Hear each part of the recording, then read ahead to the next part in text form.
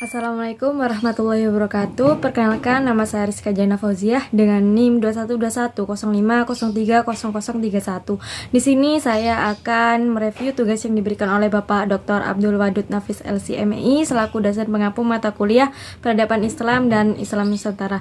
Di sini saya akan membahas tentang perkembangan peradaban Islam pada masa pemerintahan Abbasiyah. Mengapa kita penting dalam membahas perkembangan Islam pada pemerintahan Abbasiyah? Karena pada masa itu merupakan masa keemasan Islam, di mana pada waktu itu secara politik wilayah kekuasaan Islam itu luas dan dalam bidang ekonomi, yaitu masyarakat sejahtera pada puncaknya.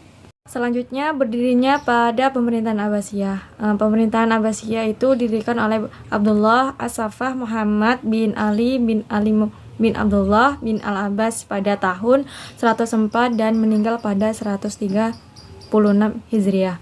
Bagaimana cara mendirikan pemerintahan dilakukan di Yordania sebagai puncak perencanaan dan kota penghubungnya yaitu Kufah, pusat pergerakannya yaitu ada di Khurasan. Baik, selanjutnya ada beberapa orang khalifah yang mempunyai pencapaian yang besar dan langkah-langkah strategis dalam berdirinya peradaban Islam.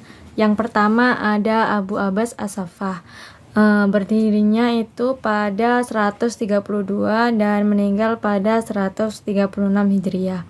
Abu Abbas As-Saffah merupakan khalifah pertama dan ia mendapat gelar As-Saffah, yaitu pengalir darah, karena ia menjadi pengancam bagi orang yang menentangnya, khususnya Bani Umayyah dan para pengikutnya.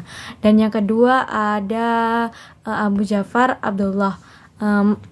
Ada beberapa langkah-langkah strategis yang merupakan ada salah satunya itu pertanian yang berkembang dengan pesat, khalifah datang kembali ramai.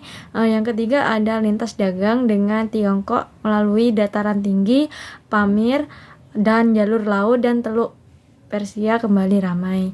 Dan yang keempat ada Abu Ja'far Harun Rasyid yang berdiri tahun 170 dan meninggal pada 193 Hijriah.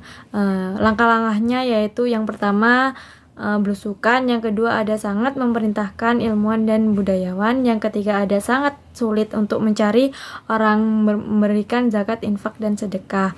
Yang keempat ada semua masyarakat merasa aman untuk keluar tengah malam.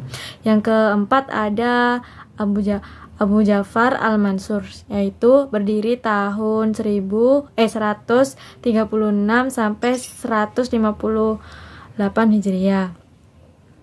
Dan langkah-langkahnya yaitu pada tahun 762 Hijriah, yaitu memindahkan ibu kota dari Damaskus ke Hashimiyah, kemudian dipindahkan lagi ke Baghdad dekat Caspian bekas ibu kota Persia. Dan yang kedua ada membentuk lembaga protokol negara dan sekretaris negara. Yang ketiga ada membentuk kepolisian negara dan membebani angkatan bersenjata. Runtuhnya pemerintahan pada dinasti Abbasiyah ada dua faktor, yaitu faktor internal dan faktor eksternal. Faktor internalnya itu perebutan kekuasaan di pusat pemerintahan, dan yang kedua ada persaingan antar bangsa, dan yang ketiga ada gaya hidup bermewah-mewahan dan bersenang-senang, dan yang keempat ada korupsi.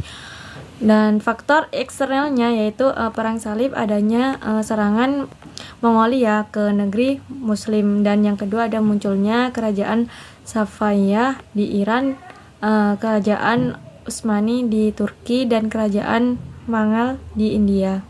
Baik, kesimpulannya itu kita bisa mengambil pelajaran bahwa peradaban Islam itu pernah mengalami kemajuan yang besar, Pak, dan kemajuan besar itu diawali dengan pemerintahan yang adil.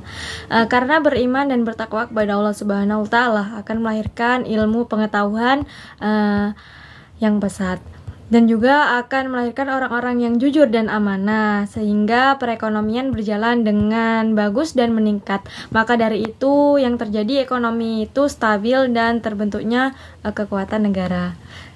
Sekian dari saya, kurang lebihnya mohon maaf yang sebesar-besarnya. Wassalamualaikum warahmatullahi wabarakatuh.